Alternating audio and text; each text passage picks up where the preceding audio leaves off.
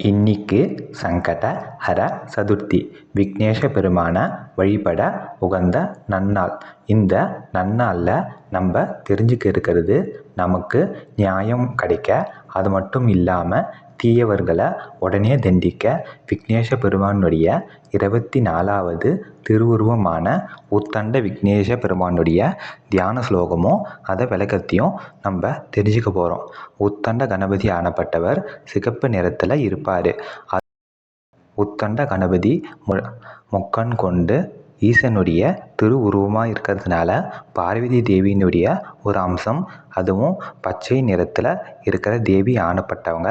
இவங்க மடியில் உட்காந்துட்டு இருப்பாங்க. இவருக்கு 10 திருக்கரங்களோட ரொம்ப உக்ரமான மூர்த்தியாக சாஸ்திரத்தில் வேதத்தில் சொல்லப்பட்டிருக்கு. இப்போது நம்ம அந்த தியான ஸ்லோகத்தை ஸ்க்ரீனில் பார்த்து தெரிஞ்சுப்போம்.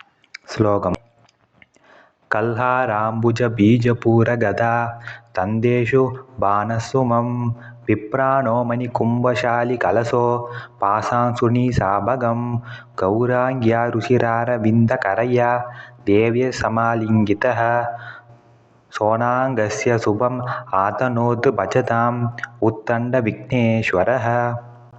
திருப்பியும் ஒரு வாட்டி சொல்கிறேன்.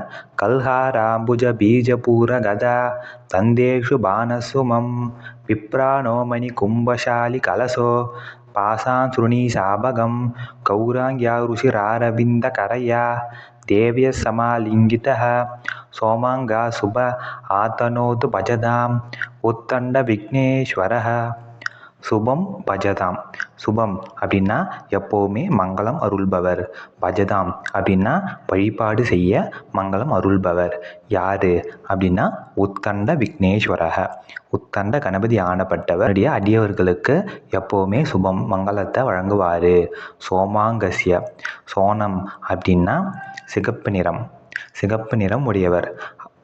விப்ராணம் அப்படின்னா ஏந்தி இருக்கிறது.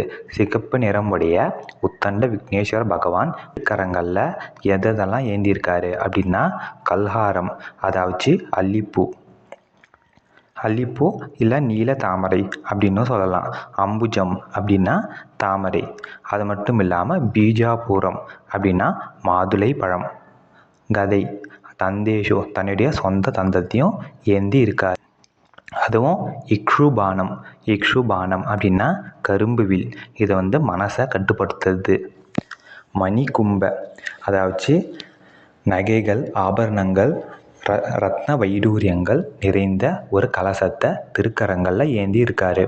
இது பக்தர்களுக்கு லக்ஷ்மி கடாட்சத்தை வழங்குறதுக்கு. சாலி அப்படின்னா நெற்கதிர். இது அன்னத்தை அருள்பாலிக்கிறதுக்காக. அதுக்கப்புறம் பாசம் அப்படிங்கிறது கட்டுப்படுத்துகிற ஆயுதம். சாபகம் அப்படிங்கிறது அம்பு. இது எல்லாத்தையும் ஏந்தி இருப்பார். அது மட்டும் இல்லாமல் சமாலிங்கிதக, அதாவது தேவியை சமாலிங்கிதக. தேவி ஆனப்பட்டவங்க பார்வதி அம்சமான தேவியை அணைச்சிக்கிட்டு மடி மேலே இருப்பாங்க. அவங்க ருஷிரார விந்த கரையா தாமரை பூவை ஏந்தி இருப்பாங்க. கௌராங்கிய ரொம்ப பிரகாசமான உருவத்தில் ஒளி ரூபமாக இருப்பாங்க. இப்படி தேவியோட காட்சி தர விக்னேஷ பெருமான் ஆனப்பட்டது. ஆத்தனோது அதாவது எப்போவுமே சுபம். ஆத்தனோது எங்களுக்கு மங்களகரமான விஷயத்தை அருளணும், எங்களுக்கு உடனே நியாயத்தை வழங்கணும், எங்களுக்கு தீமை செய்கிறவங்களுக்கு ஒரு தண்டனை கிடைக்கணும் அப்படின்ட்டு சொல்லி முடிக்கிறாங்க. பிடிச்சிருந்தா லைக் பண்ணுங்கள், ஷேர் பண்ணுங்கள், சப்ஸ்கிரைப் பண்ணுங்கள். மறக்காமல் பெல் பட்டனை ப்ரெஸ் பண்ணுங்கள்.